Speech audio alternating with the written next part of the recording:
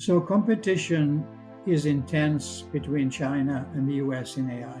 But in terms of the data center part of it, US is actually right now significantly ahead of China. And our assessment is that with the talent in India, India could be a global leader in AI. Unfortunately, though, right now, some of the strategies of the government of India is to focus on manufacturing. And I think that digital health is going to be the major beneficiary of AI in the 2030 to 2040 timeframe.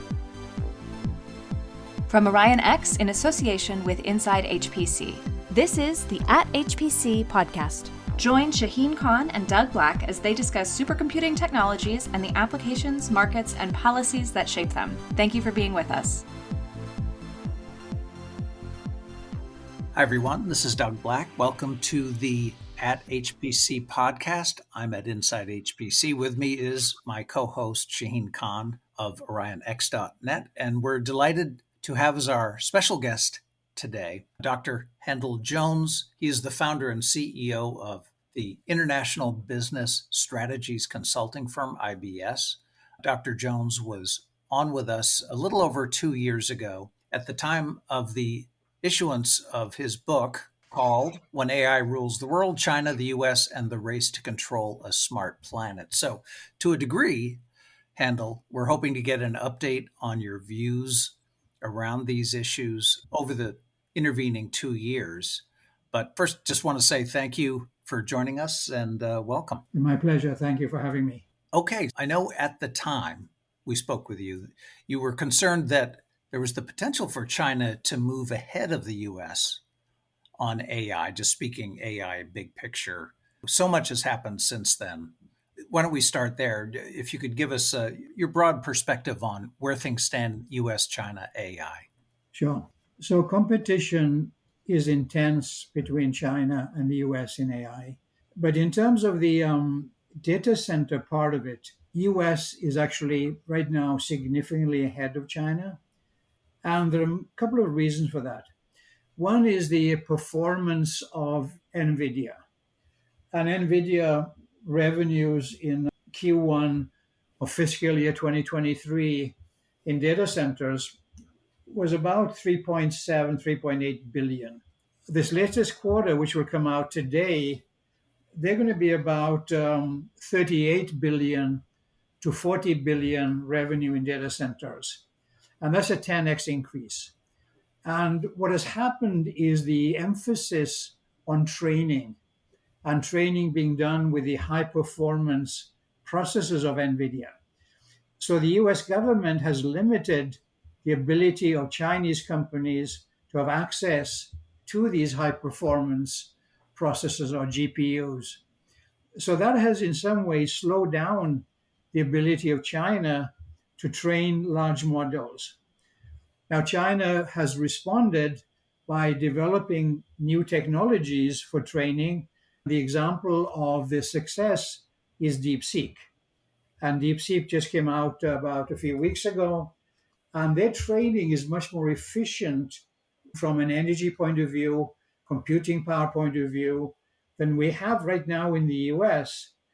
But of course, DeepSeek is open source, so US companies can adopt some of those technologies.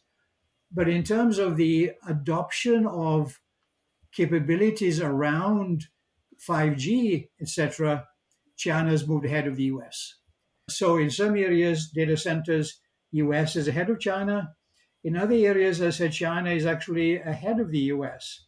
And examples would be transactions on smartphones. Also in some of the sensitive security areas. So it's really strong competition, which is good for innovation.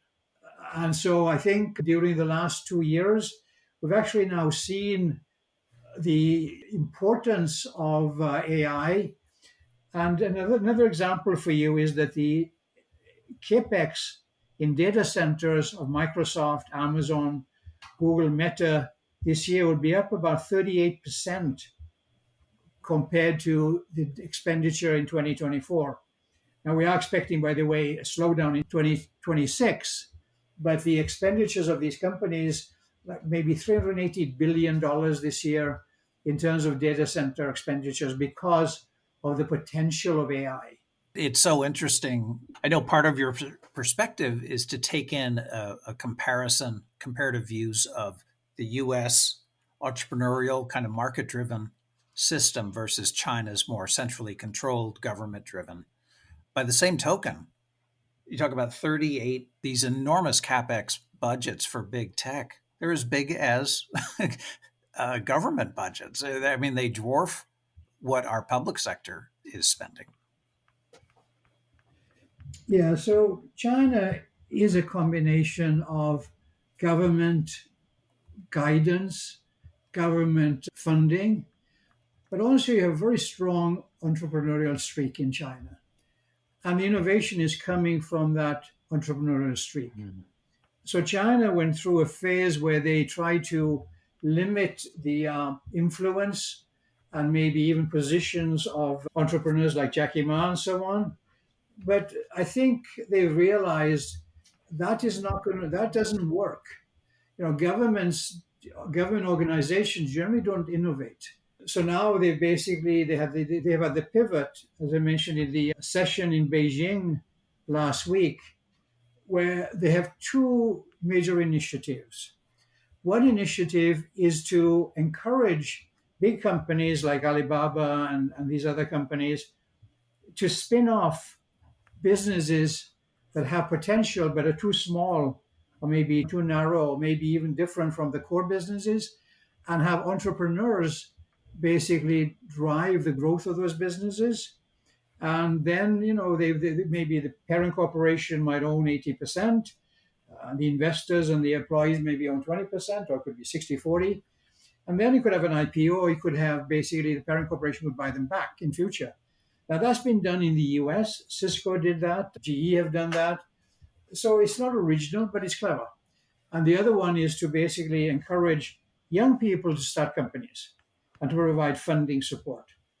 So China graduates about 4 million STEM graduates every year, and they're having trouble finding jobs.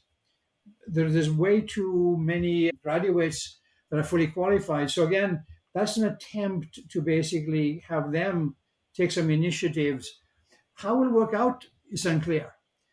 But they do take China does take a long-term perspective on many industries. And we see that right now in terms of their automobile industry, where their automobiles are now world class. But what they have also is this supply chain for batteries. So basically the materials and so on, and also manufacturing batteries. And the goal right now is to have 1,000-kilometer range, charging time of under 10 minutes, and battery cost of $50 per kilowatt hour. And of course, adoption of L3 ADAS right now, L5 ADAS in the next few years. And of course, L3 ADAS includes AI. L5 ADAS will obviously include a huge amount of AI. So we do see the balance in China in terms of government and entrepreneurs. But again, it's the entrepreneurs that are creative. Entrepreneurs are the ones that really build the industries. And again, hopefully in the US, we'll have a similar kind of structure because many of these industries need long-term investments. And again, I think corporations sometimes are too short-term focused.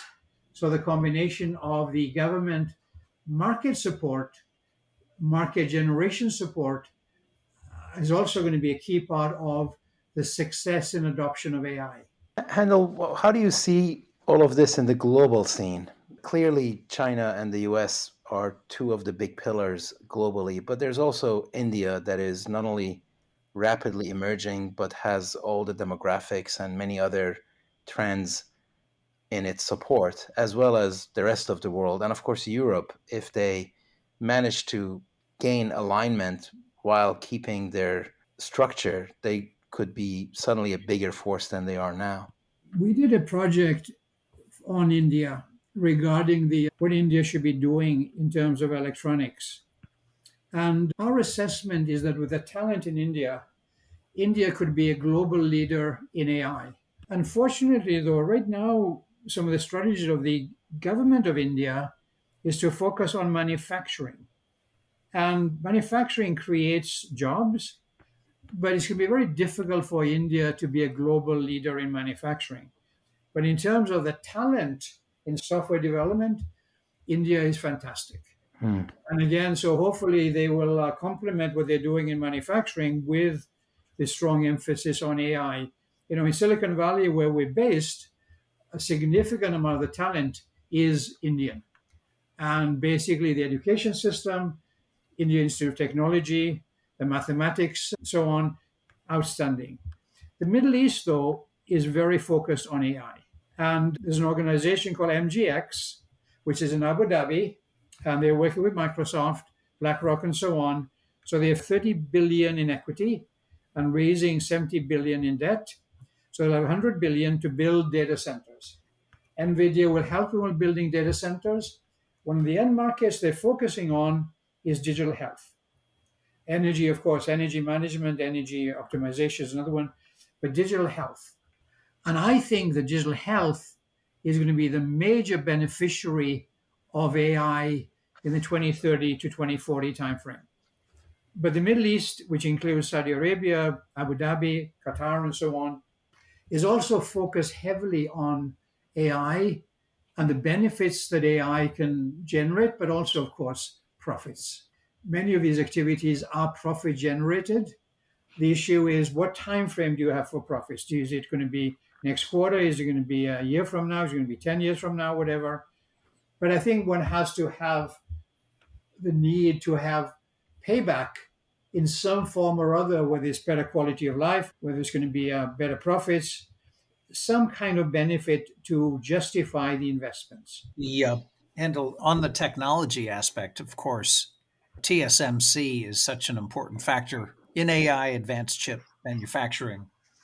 And I follow at least the headlines on the South China Morning Post, and some of them in regard to a potential invasion or a blockade of Taiwan by China are truly alarming. I'm curious your views on where that all stands, what direction you think that's going in. TSMC revenues last year were $91 billion. They grew 30% from the year before. In 2030, TSMC revenues will be 250 billion to 280 billion. That's amazing. They control about 95% of the advanced technology wafer supply for semiconductors. And the gap between TSMC and Intel and the gap between TSMC and Samsung is increasing rather than decreasing. And one can estimate maybe it's 2 years, 3 years right now. And there are two parts to it. One part are the wafers, which get the high profile. The other part is packaging. So it's called advanced packaging. And the revenues of TSMC in advanced packaging in 2020 was maybe $1 billion, $1 billion. In 2030, the revenues of TSMC in advanced packaging will be maybe $70 billion, maybe $80 billion. And the advanced packaging technology gap is actually opening at a faster rate than the wafer technology gap. So TSMC is putting, reasonably advanced manufacturing in Arizona for wafers. Right now it's 4 nanometers. In Taiwan is 3 nanometers. And by the end of this year, Taiwan will be 2 nanometers. And maybe Arizona will be 3 nanometers. But they haven't put packaging there. And why not? Because packaging is more complicated than wafer processing in the advanced technologies. So the gap between TSMC and Samsung and Intel is opening, getting bigger.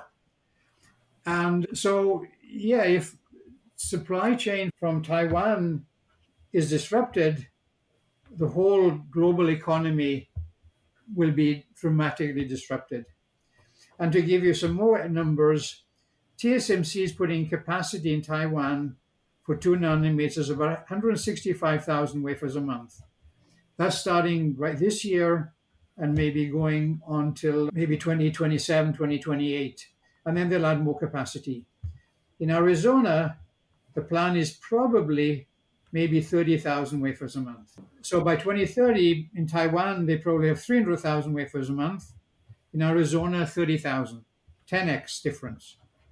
So Intel is going to be adding some capacity, but not that much.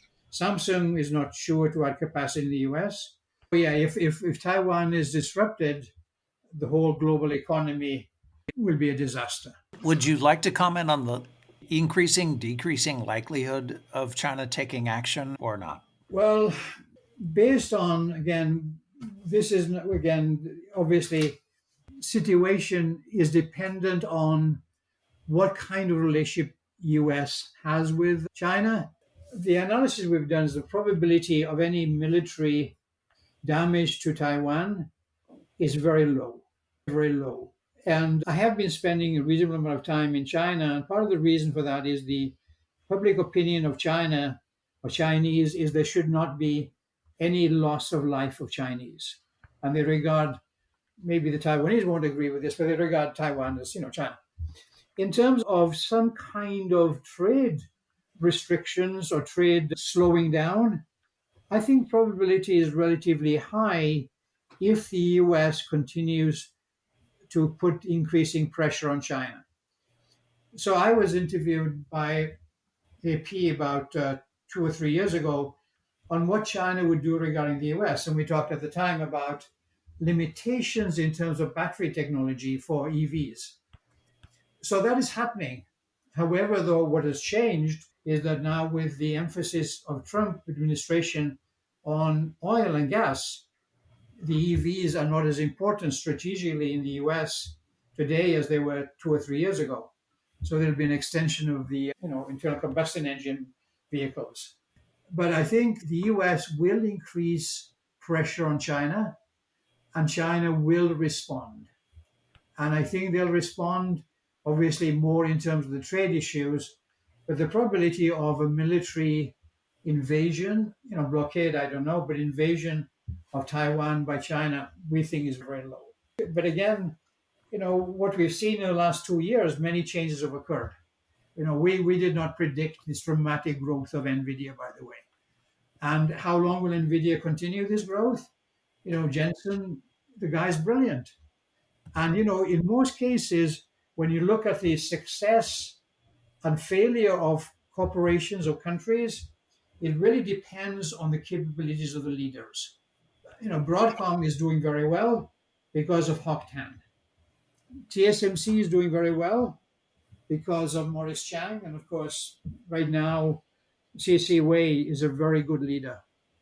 And if you look at the weakening of Intel, it's because of a succession of leaders that really did not understand what customers were doing and then had the wrong opinion of technology positioning. So now we have a new leader in the White House. The leader in China is the same and probably will stay the same for past 2027 or 2028.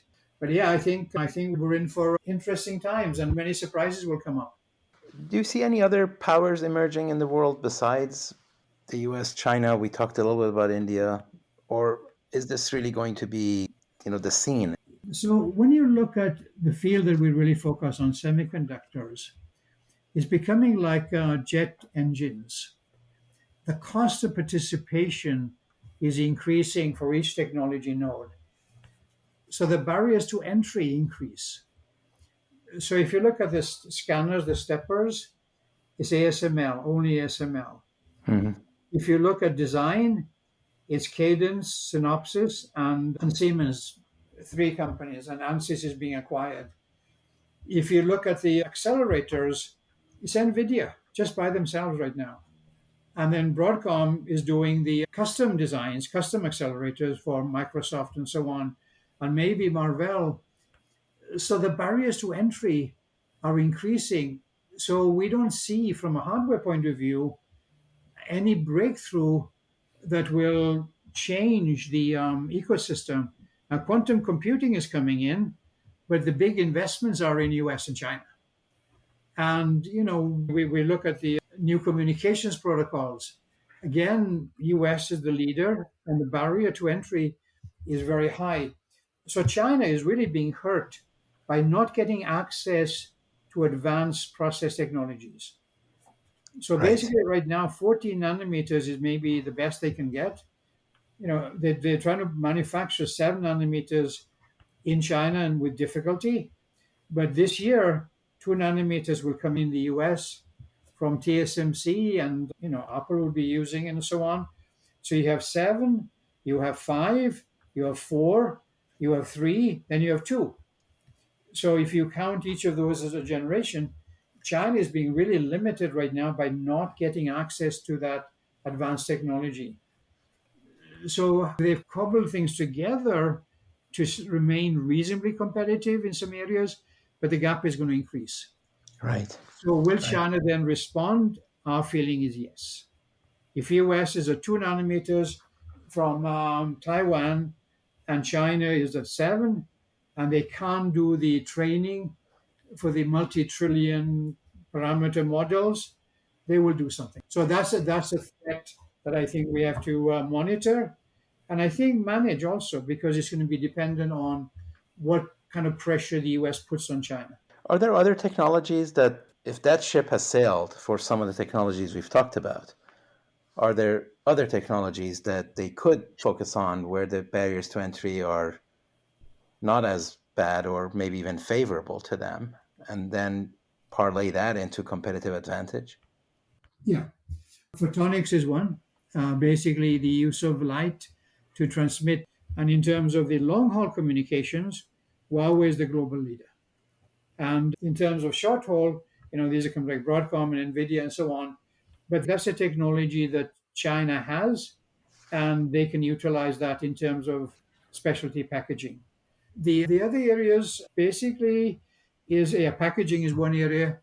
Again, quantum computing, as I mentioned, that basically will come in maybe 2035. They do have quantum communications already. And then new device structures. 3D DRAM technology is being developed, and China is actually quite active in 3D DRAM. So maybe they can't get the most advanced HBM right now, but they can utilize in the future 3D DRAM and special packaging, and then the memory capabilities can be comparable or maybe even superior to what we have. They can also do different processor architectures, very wide architectures, and that's being worked on. So yeah, there are ways of potentially getting around these advanced technologies. But for them, I think quantum computing, which is maybe 10 years away, that's going to be potentially a big game changer. Right. In our pre-call, we also mentioned physical AI. And of course, that also raises Japan, which had an early lead and potentially even a lead now in that world. How do you see that evolving? Well, okay, physical AI is going to be a big growth area for AI. Physical AI basically is using imaging. So yes, Sony has the image sensors, but the key company in imaging AI is going to be NVIDIA. Hmm. And the amount of data you have in physical AI, what they call it physical AI, what we call it also physical AI. The amount of data you have physical AI is 1,000 times, maybe 10,000 times, maybe even 1,000,000 times more than you have in generative AI. And so the first area of focus of NVIDIA on physical AI is self-driving, autonomous driving. The second area of focus is robotics, but the big market for physical AI is digital health. And basically, where you have the wearables that measure health markers, China has already commercialized the ability to measure blood sugar without drawing blood. Oh, wow. Yeah, basically, they're starting to use it. It's a box now, maybe 2 feet by 1 feet and so on, by 2 feet. And you put your hand into a kind of a glove, but it's working quite well. And of course, Apple is also working on that technology. Their box is quite a bit smaller. But in terms of blood sugar measurement, that's an area that obviously is going to become a huge opportunity. I was told recently that 25% of young people in the Middle East have high blood sugar. But obviously, we know it's a global phenomenon. So that's an area where you don't need the most advanced technology. And again, you can actually have, it's going to be tied into smartphones, What you need is something small to tie into smartphones. So whether it's going to be individual or whether you go to a center like a pharmacy to check your blood sugar and so on, but the real opportunity is where you measure your blood sugar after each meal, or and see what food you consumed and so on. Those kinds of opportunities. Berkeley is working on the skin analysis with imaging, and it's coming along. And of course, you're going to have the big MRI type data centers with high bandwidth communication. And then physical AI technology will do the analysis. And NVIDIA is going to be the global leader in that arena. Japan, the image sensors of Sony are really good. However, though, we're seeing right now Samsung gaining market share in image sensors. And the new Xiaomi smartphone that's going to be announced soon, that's got the Samsung 200 million pixel image sensors. So image sensors are going to be important technology, but then the analysis of the information is going to be key. And that's an area where NVIDIA is very good. They've been doing the ADAS stuff for a while, but I think the digital health in 2030 to 2040 will be the biggest market for electronics in the world. And that's an area, again, that's where China is putting a lot of money in because their medical system today in the big hospitals is actually quite good, but in the rural areas, very weak. But that technology also applies to military. And of course, the military aspects are really important. Israel, by the way, continues to be superb in military, but the US has fallen way behind in terms of military technology and also in terms of competitiveness. And hopefully that will change in the next few years. Handel, I know you have thoughts about DeepSeek, sort of a retaliatory strike, maybe looked at in one way, to USAI. What are your thoughts about DeepSeek? I was in China back in November and exposed to some of the capabilities similar to DeepSeek, not DeepSeek itself, and couldn't talk about it. Yeah, I think it shows that Chinese engineers can be very innovative. We talk about, they copy. Yeah, they do copy, but they copy the best aspects of many things. But DeepSeek is a breakthrough in terms of how to do training, how to do inference more effectively. The big growth opportunities that we see in DeepSeek right now is for personal computers. And the supercomputer on the desk that NVIDIA has is an example of where you're going to have that kind of capability, but also smartphones. And so what you need in smartphones, then you need what's called an NPU, neural processor unit.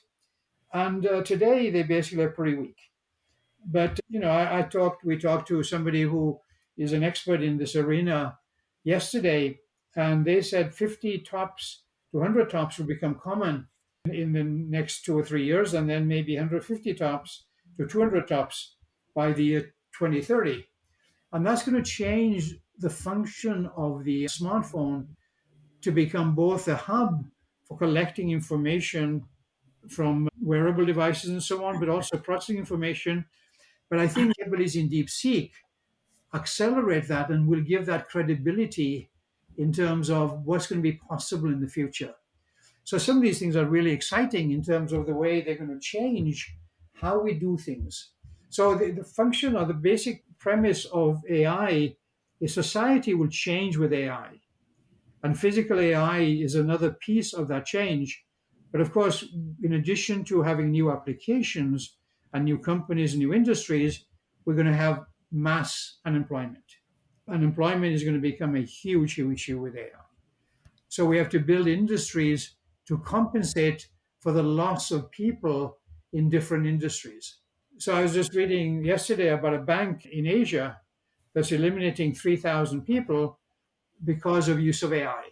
Now, again, this is, the tip of the iceberg, but many jobs that people do routinely are going to be replaced by AI. So we have this huge opportunity in terms of growth, in terms of how society is going to change. And the military is going to change dramatically, by the way. The positioning in world power from a military perspective would change dramatically with AI. And hopefully the US is finally realizing that. But again, it's going to cause huge upheaval in terms of too many people in too many jobs. So there's going to be for new training, new skills, and also new industries. So the next 10 years are going to be really exciting, but where there'll be dramatic changes in how society operates. One thought about Deep Six, and Shaheen, you've shared this thought, is that for the big AI companies, Anthropic, OpenAI, DeepSeek, it was a thing. But by the same token, those companies are aiming, to the next thing. And eventually, their ultimate goal is AGI, artificial general intelligence. So large language models, reasoning models, great, but they're moving on a longer term path, which of course AGI has direct implications for things like employment, universal basic income type of issues, as you're saying. Yeah. And again, I think the access to huge computing power, which the US has, is a key factor. I think the other issue is the access to talent. And so the number of people in China is potentially that can work on these things is 10x what we have. Yeah. And, again, when AGI comes in, what's that going to do to what skill sets people have? So you're still going to need people to basically control and manage and determine what's good for society. But how many people do you need? One thing that we're publishing right now is the change from training to inference in data centers. So if you go back to maybe 2019, basically training was like 93% of the load in data centers, inference was 7%. In 2030, training will be about 15%, inference will be 85%. So those kind of changes are going to change the workload of people and functions of people. So, in agreement with you, Handel, I see it exactly the same way. I think this will be a major disruption. And while it will not eliminate everything, it will reduce the need for almost everything. But that also tells me that if society is not careful, it can cause disruptions that could be counterproductive. And I don't really, do you see signs of such policies being discussed or made around the world that would allow a smooth transition from where we are to AI nirvana without sort of all the bad stuff? Very good question. Musk obviously understands this. And I think, having in Washington seems to have pluses and minuses. We're not going to discuss those right now, but at least he knows AI very well. And so I think, again, I don't know how long he's going to be in Washington, how much influence he has. But again, I think having this understanding in Washington is important. What can be done in the US is basically unclear. China clearly understands it, and they see the risk of the potential unemployment, especially when they're graduating like 12 million or 13 million people a year. Exactly what they'll do, how they'll do it, I don't know. Europe seems to be oblivious. I mean, they've got very smart people there, but in terms of emphasis on AI, pretty much nothing. And again, I think India could be the giant that changes things. Japan, pretty much oblivious again. So we have the visionary people in the US. I think what OpenAI has done is great. What Microsoft is doing right now is very interesting. What Google is doing. So Silicon Valley is really exciting. But how you change society, and again, I think we're talking 10 years minimum, maybe 20 years maximum, that's very difficult. Yeah. And you're going to have to change the education system. You're going to have to change basically a whole bunch of things, how people think. So China is going to have huge problems. I mean, huge problems. But I think the leadership understands it. The US is going to have huge problems. And again, I think the US basically has the talent. But again, how well are the threats recognized? So on, to me, is still unclear. So we could have, we could slow things down, or we could basically, if you look, for example, at the EV market, if you don't have trade barriers, the US automobile industry will be destroyed. European automobile industry will be destroyed. And that'll create huge unemployment. But right now we're putting up tariffs, we're putting up trade barriers to protect the industry. So we're slowing down the adoption of EVs. That was a good thing or bad thing, that's personal opinion. So maybe the same thing will happen in terms of AI. But from what we can see right now, though, the future of China, according to the leaders, is based on digital information. I mean, the security, the cameras in China are amazing. So you feel very safe, but you're watched all the time. So Right. would you prefer that to being able to walk down the street of a big city in the US where you could get mugged? Again, that's a personal choice decision, right? But I think you're right. I think we're going to have the potential for huge disruption. And I think with your radio show highlighting this, hopefully you have a big audience. And hopefully the audience basically becomes aware of both the threats and the opportunities. Well, we know, I recall it was 2017, Elon Musk said AI is the scariest thing, and it was all around mass unemployment. And as far as China and AI, certainly their facial recognition AI apparently is the best in the world as part of their entire, surveillance aspect. Well, you get good at what you practice a lot. I guess so. Yeah. I keep really thinking about the model and then the people who execute the model. And I believe that what we are seeing around the world, China, one example, obviously heavily government driven while trying to maximize entrepreneurship as well as they probably can.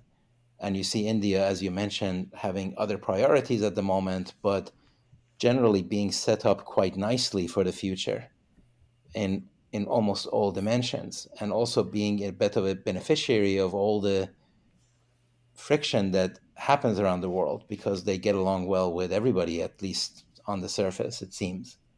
And then Europe struggling to herd the cats and be separate while unified. And maybe what's happening right now will compel them to be motivated to be more unified.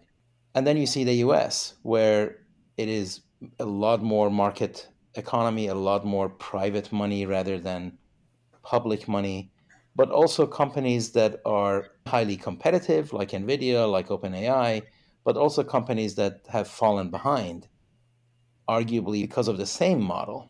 So, do we have a model issue in the West? Is the question. Does our model need to shift, especially at a time where social norms have been challenged and economic advance sometimes means compromising other traditional values that maybe were more visible. Any comments on this, Yeah. Handel?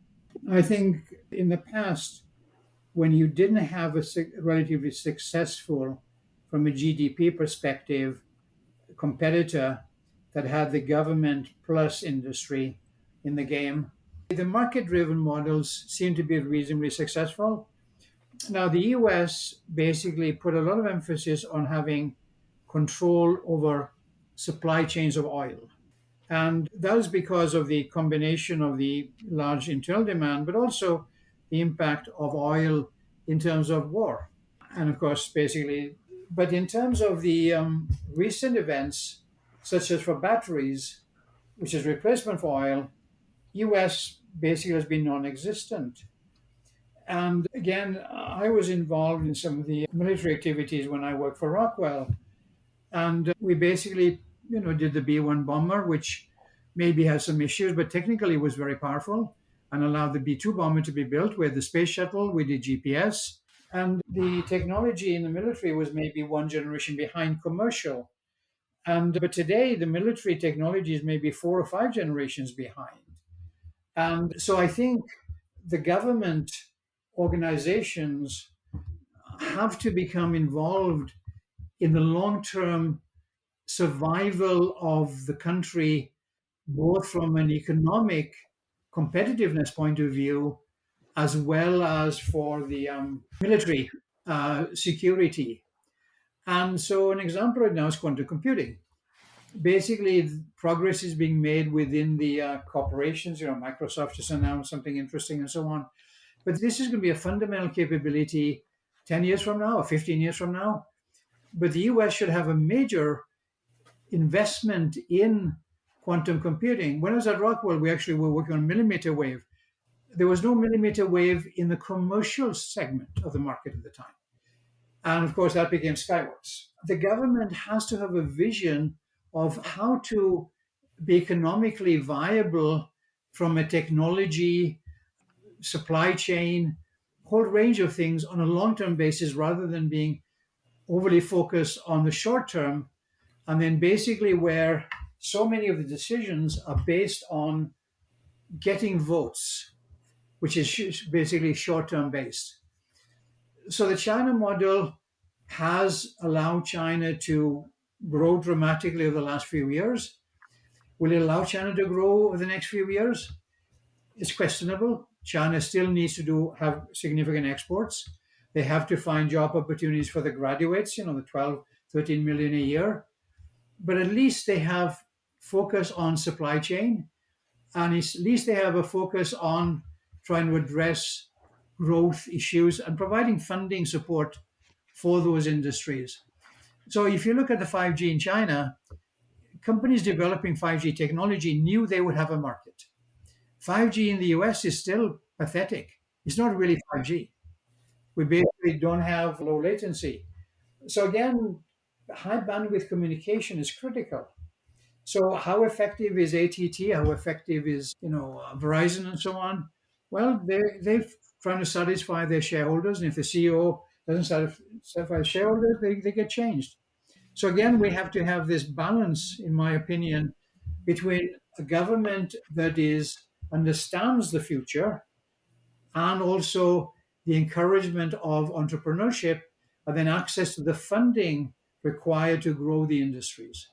Yeah, I think with AI coming in, the ability to have a different business model and monitor it will be a lot easier than we've had in the past 20 or 30 years. Great discussion. Very thought-provoking, as always, and very enjoyable. Very much. Thank you, Handel. Glad we were able to catch up and sync up with you. I think it's great to be able to check in like this, and it had been just over 2 years, I think. For our audience, if you want our previous episode that Dr. Jones was a special guest of, that's episode number 48.